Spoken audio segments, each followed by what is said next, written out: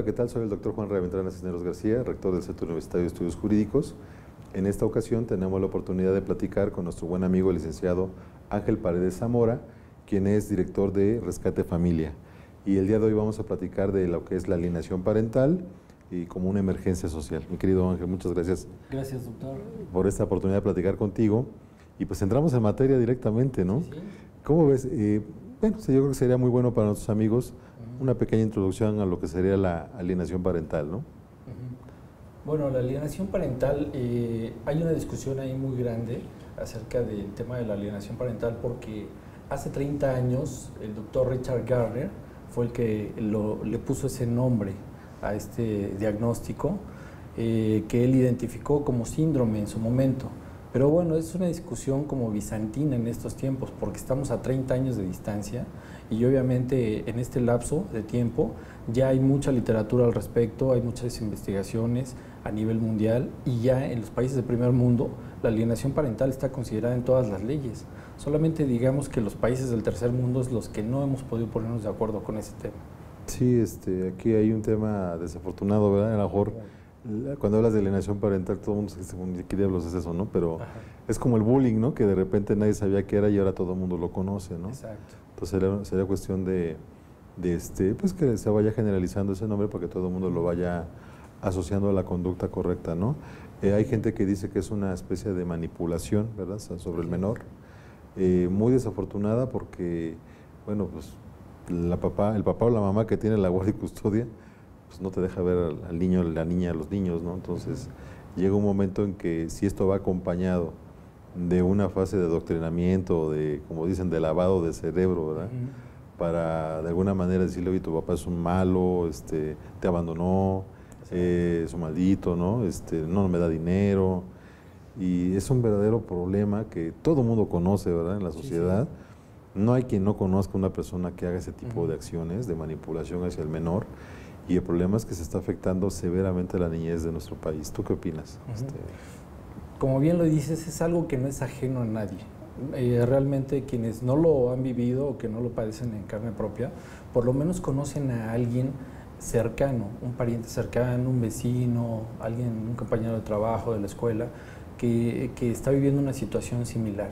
Y no es algo nuevo, realmente ha sucedido a lo largo de la historia desde las historias de familias que nos contaban nuestros abuelitos, podemos identificar ese fenómeno en el cual una de las dos partes, ya sea la madre o el padre, tiende a hacer una manipulación sobre los niños, ya sea manipulándolo, ya sea amenazándolo, chantajeándolo, condicionándolo, para la única intención real, cuando se puede decir que es alienación, es cuando se utilizan estas técnicas para interferir en la vinculación familiar, en la vinculación filial con el otro progenitor.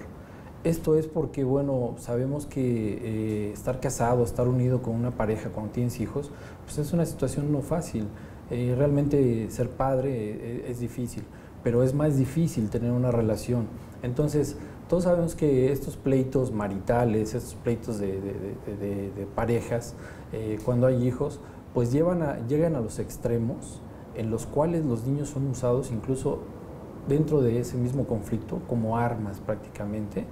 Y bueno, por ahí hay muchos términos o muchos dichos de que los usan como que se agarran a niñazos, que los usan como armas y todas esas actitudes pues desafortunadas, que lo que vemos pues es una guerra entre las partes, entre los adultos, entre los progenitores, pero que están perdiendo de vista a los niños. Entonces, en ese en la guerra, los niños quedan desprotegidos y pues obviamente estas manipulaciones, estas amenazas, chantajes, tienen consecuencias, afectaciones emocionales principalmente en la salud mental de los niños y pueden llegar a tener secuelas, incluso muy graves. Si esta alienación es por mucho tiempo, si esta alienación es combinada con más violencia de otro tipo o simplemente por largos periodos, ¿no?, de alejamiento de uno de los dos progenitores. Fíjate que es un problema muy complejo porque por una parte, bueno, los que somos litigantes, yo sé que tú también eres litigante, pues experimentamos esa impotencia, ¿no? De que el Poder Judicial a lo mejor sí está muy consciente de este problema, pero de repente como que no se pone las pilas, ¿no? O sea, hay mucho prejuzgamiento en cuanto a que en cuanto una persona diga, oye, ese señor es un alcohólico, a lo mejor ni toma, ¿no?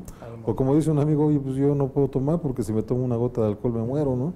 Así es. Por su enfermedad que tiene, pero sin embargo, pues se los creen, ¿no? Entonces empiezan a dudar y ponen una audiencia lejísimos, ¿no? 6 meses, y de aquí que se lleva la audiencia y luego la señora no va, ¿no? O el señor no va.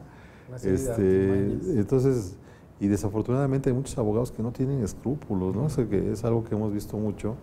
No me imagino ese abogado que, bueno, sí me lo imagino, que le dice, oiga señora, pues no vaya a la audiencia, no lleve al niño al centro de convivencia. Bueno, o sea, es lo peor que puede hacer un abogado, ¿no? Yo creo que es una actitud verdaderamente lamentable y esas gentes deberían de quitarles completamente su cédula profesional, ¿no? O haber una prevención, un extrañamiento, porque eso no es una conducta ética, ¿no? Ni profesional. Claro. ¿Tú qué opinas en ese aspecto? Mira, desafortunadamente lo que vemos en la práctica es que el sistema judicial, el sistema de justicia familiar como tal, al menos en nuestro país, sé que en otros países igual, pero hablando del propio, sabemos que no tiene ya las herramientas como para resolver las problemáticas sociales. Desafortunadamente tiene el poder suficiente para meterse a las casas de las familias, para separar a las familias, quitarle los hijos a la madre o al padre, sacar a uno de los dos por medio del CABI o de otras instancias, ponerle restricciones de que no se acerque al hogar a las personas a 100 metros de distancia, que no se comunique, todas estas cosas que suceden. Tiene todo el poder el Estado de hacer eso, que prácticamente hemos dejado en sus manos el poder de quitarte tu casa, tus hijos, tu familia y dejarte años en espera de una resolución que al final, desafortunadamente, aunque tú litigues bien, aunque seas un muy buen abogado, conozcas bien todas las formas de llegar y ganar ese juicio, si tiene la razón el cliente, si tiene la razón la persona, a pesar de todo eso, no tiene ni siquiera los elementos, ya lo hemos visto, gente que gana los amparos, que gana las apelaciones, que gana el juicio, le tienen que entregar a los hijos. Pero desafortunadamente el Estado a veces pasan años y no logra entregárselos a la persona que ganó ese juicio. ¿Qué quiere decir esto? Bueno, pues quiere decir que estamos en una situación que es necesario que tengamos un diálogo social, incluyendo a todas las partes, a todas las instituciones educativas, instituciones de justicia, instituciones públicas, civiles, madres, padres, sociedad en conjunto. Debemos de poner sobre la mesa el tema exclusivo de la familia, pero a un grado de emergencia. ¿Por qué? Porque ha venido a mayor el aumento de divorcios con el tiempo y tú lo sabes, de manera exponencial se ha venido una ola de separaciones fáciles con esto de las leyes. Divorcio express. El divorcio express, o mal llamado express o incausado. Y todas ese tipo de situaciones, el tiempo que nos tocó vivir a nuestra generación, es un tiempo de desecho hasta el grado de que puedes desechar a la familia, a la pareja, pero hay algo que yo creo que podemos hacer, que no debemos hacer. Creo que podemos deshacernos, podemos olvidar, podemos romper, podemos destruir casi todo. Solo una cosa, yo creo que no podemos destruir: los hijos. Y es tan delicado el tema que por ese simple hecho de decir hay niños en el medio, tenemos que sentarnos a hacer un diálogo social, pero muy firme, muy responsable, muy profesional y de verdad muy consciente y muy urgente. Así es. Yo he escuchado a muchos jueces, magistrados que dicen es que los abogados son muy malos, son malos litigantes. La excusa que siempre ponen es que también tienen muchísimos asuntos, sí, cosa que sí es cierto, ¿no? Sí, desafortunadamente no hay medios alternativos, o si hay, no hay una forma en que se pueda canalizar debidamente. Tienes que promover algo para que puedas ir, aunque esperemos que, bueno, ya viene el acceso directo. Pero aquí la reflexión es que siendo abogados tú y yo, ¿no? ¿Cuánto tiempo tienes sin ver a tu hijo, a tu hija? 4 años y medio. ¿No? O sea, ¿qué será para una persona que no cuenta con la fortuna de tener nuestra profesión y que se tiene que enfrentar a un problema de esta naturaleza, ¿no? O sea, es tan grave este problema que yo creo que este tipo de pláticas sirven para, pues, hacer ver a la sociedad que realmente es un problema urgente que se debe atender, y sobre todo, pues, a nuestras autoridades, ¿no? O sea, no se trata de estarnos peleando con ellas, porque no se trata de eso, se trata de tratar de sumar y hacer ver que es una real problemática social que necesita ser atendida urgentemente, y no derogar artículos, ¿no? O sea, que sale al revés, ¿no? Bueno, son cuestiones políticas, tú lo sabes. Estas cuestiones se manejan las leyes más de manera política, desafortunadamente. La sociedad hemos ido perdiendo o estamos siendo apáticos en esa cuestión de participar para que las leyes convengan a las necesidades, en este caso de la familia.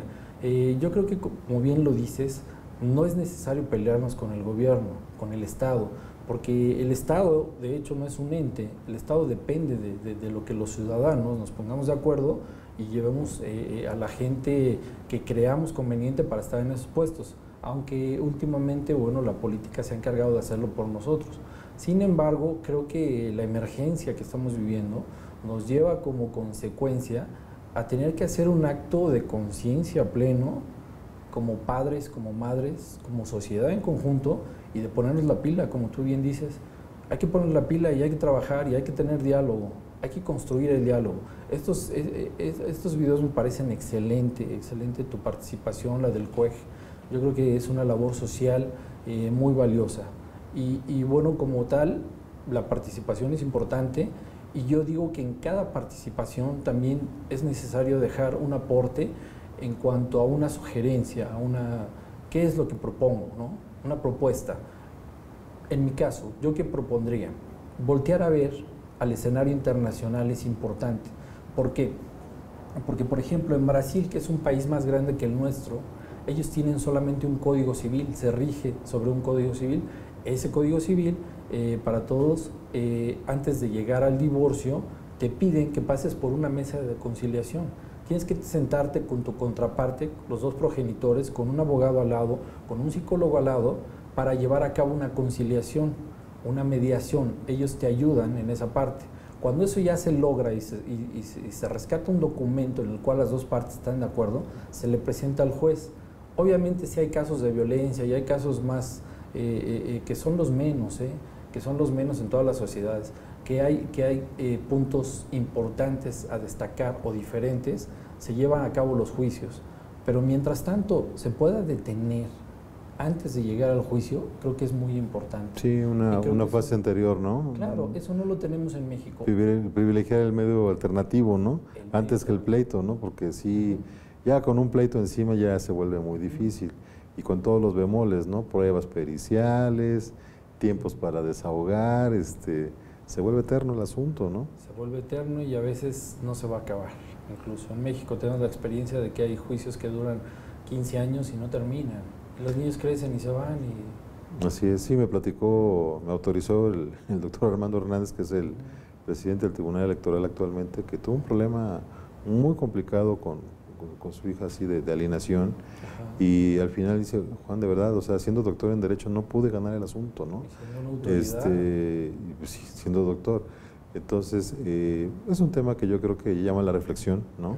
Algo tenemos que hacer como sociedad, evidentemente, y las autoridades que se pongan las pilas para el efecto de, pues, poder mitigar, atacar este grave problema que realmente está dañando severamente a nuestros hijos, ¿no?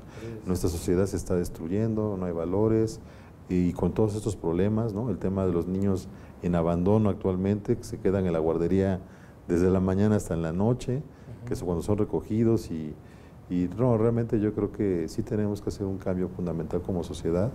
De ahí mi interés en grabar este tipo de cápsulas para recoger la impresión de ustedes y darnos cuenta de que efectivamente necesitamos un cambio a nivel legislativo y a nivel de toda la sociedad.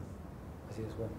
Bueno, pues alguna otra, una última reflexión. Bueno, nada más, por último, sí, agregar que es muy importante voltear a ver que, bueno, como abogado tú lo sabes, hay abogados muy buenos, pero hay abogados muy malvados.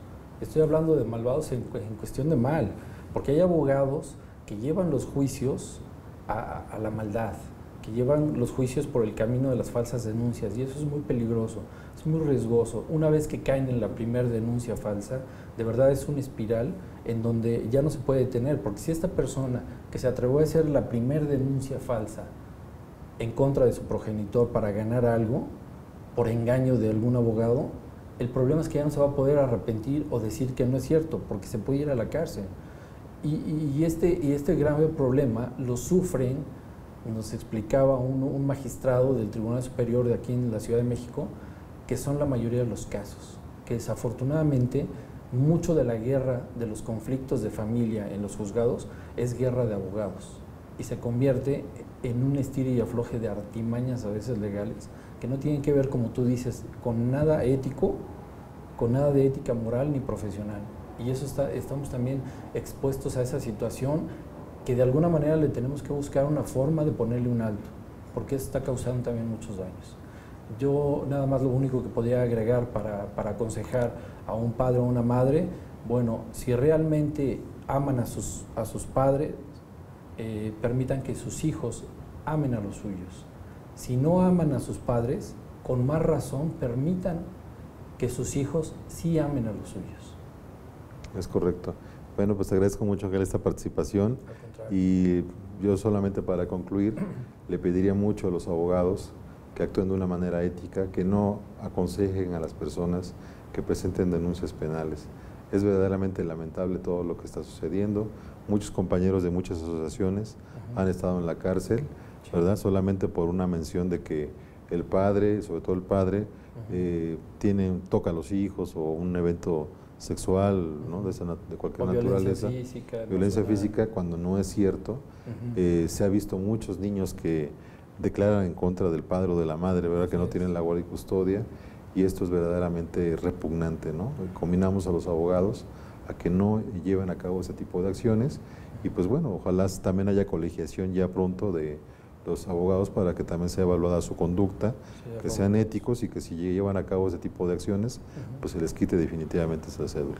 Claro que hay que hacer hincapié aquí en que cuando hay violencia, cuando realmente hay violencia en contra de los hijos, sí hay que actuar con firmeza. Definitivamente hay que perseguir todo acto o toda sospecha de violencia de cualquier tipo en contra de los hijos. Eso es primero, proteger esa integridad. Pero por favor, digo, no se pasen.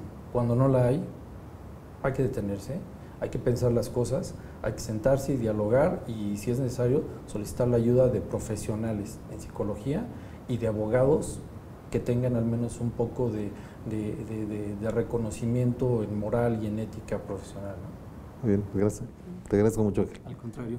Muchas gracias a todos. Gracias.